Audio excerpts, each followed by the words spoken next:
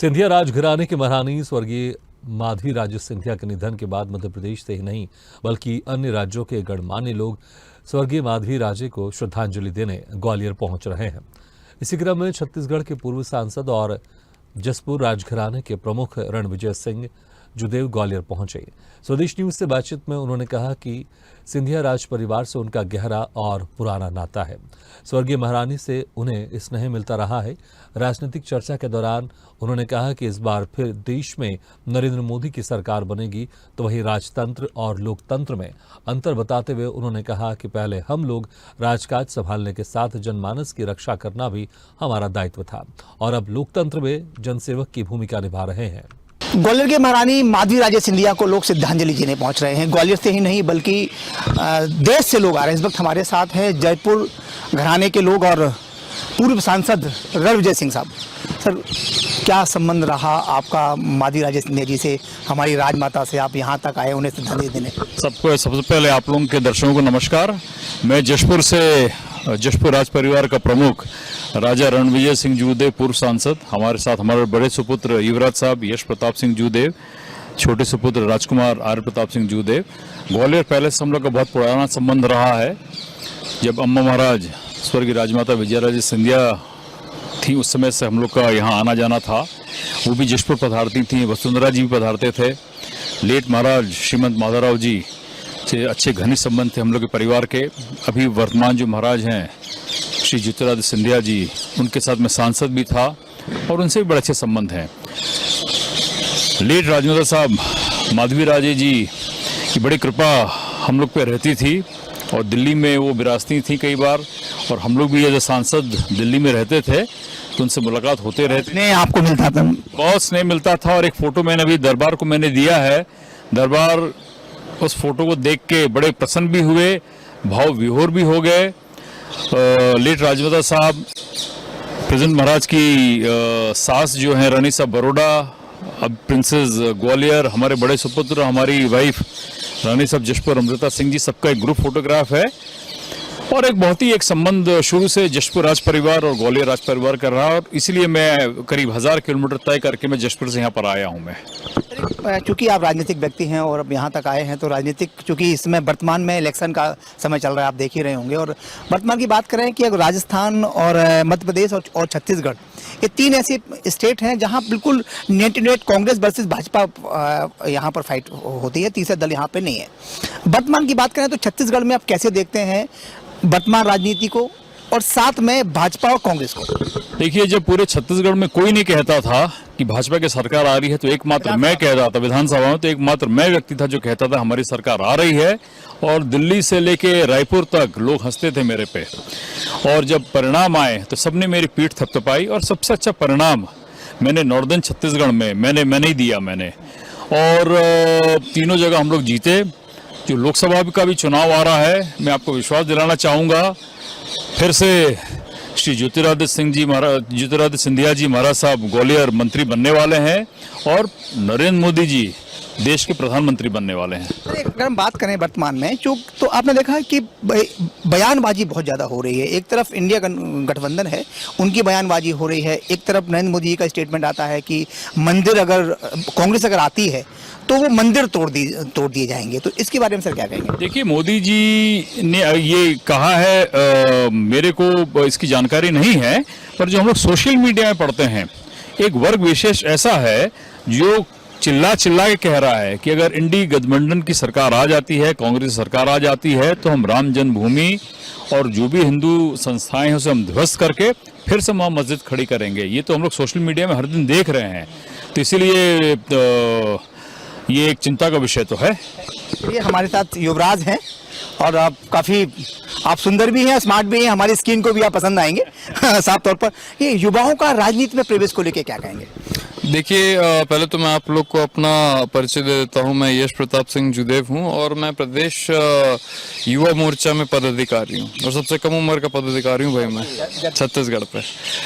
और देखिए, युवाओं का जो राजनीति में, जैसा आपने मेरे को पूछा कि प्रवेश कैसे हुआ, तो जो नरेंद्र मोदी जी ने ऐसे कार्य किए हैं, चाहे वो राम मंदिर बनाना हो या चाहे वो कश्मीर में 370 हटाना हो, तो ये सब चीज़ों को देख के युवा प्रेरित होके। ये सवाल हम अभी साहब से पूछेंगे। आप तो युवाओं की बात करिए। जी जी। मुझे लग रहा है कि कहीं ना कहीं अब बिल्कुल इतना ज्यादा भाजपा का दबाव है कि आप बिल्कुल तारीफ ही किए जा रहे हैं। अब देखिए, जो वास्तविकता है वो तो है भाई, है ना, और इसको भाई आप स्वीकार आपको करना पड़ेगा। हमारा एक बिल्कुल यंग है, स्मार्ट सा एक युवा, नाम बताइए। और मेरा नाम आर्य प्रताप सिंह जुदेव है जी। मैं ये जानना चाहता हूँ, आपकी उम्र शायद अभी कॉलेज वाली होगी हमारे ख्याल से, ठीक है।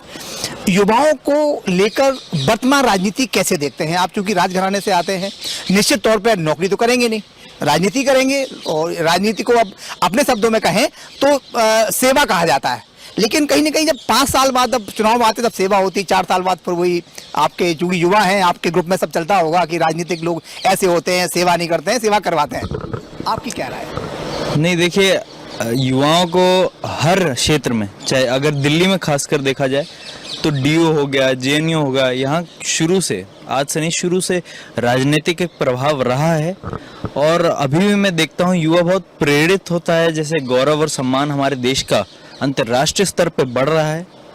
और इस चुनाव में भी देखिएगा युवाओं का बहुत बड़ा योगदान रहेगा। प्रचार किया था इस चीज? नहीं, इस चुनाव में नहीं, दुर्भाग्य से मैं बताता है, मतदाता हूँ जी। मैंने मतदान वोट किया था? जी बिल्कुल, मैंने मतदान किया था, लेकिन दुर्भाग्य से मैं प्रचार नहीं कर पाया इस चुनाव में, क्योंकि मेरे परीक्षा थे और मैं अभी पढ़ाई भी कर रहा हूँ, तो इसलिए मैं प्रचार नहीं कर पाया, वरना पिछले चुनाव में मैंने बिल्कुल किया था जी बिल्कुल। तो युवाओं को लेकर आपने देखा होगा इस बार जो प्रचार हुआ है, आप भी युवा हैं अभी, चूंकि इसमें युवा भाजपा के आप वहाँ पदाधिकारी हैं, लेकिन कोई वर्तमान में अगर बात करें तो भारतीय जनता पार्टी बहुत एक अहम सवाल है आपके लिए और देश के लिए भी।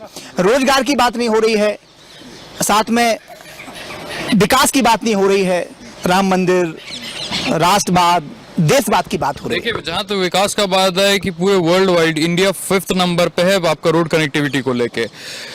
ऐसे भी समय इंडिया ने देखा है जब लाइट नहीं हुआ करते थे। ऐसे क्या, मैं आपको 5 साल पहले का बता दे रहा हूँ, कांग्रेस के शासन में हर आधे घंटे में लाइट कटते थे। नहीं, बिल्कुल बिल्कुल जी। मेरे पास सर वो आंकड़े हैं, क्योंकि आप तो अभी युवा है राजनीति में, आप तो राजनीति के धुरंधर हैं, तो एक मेरे पास वो आंकड़े हैं जहाँ स्वास्थ्य के मामले में हम बहुत पीछे हैं।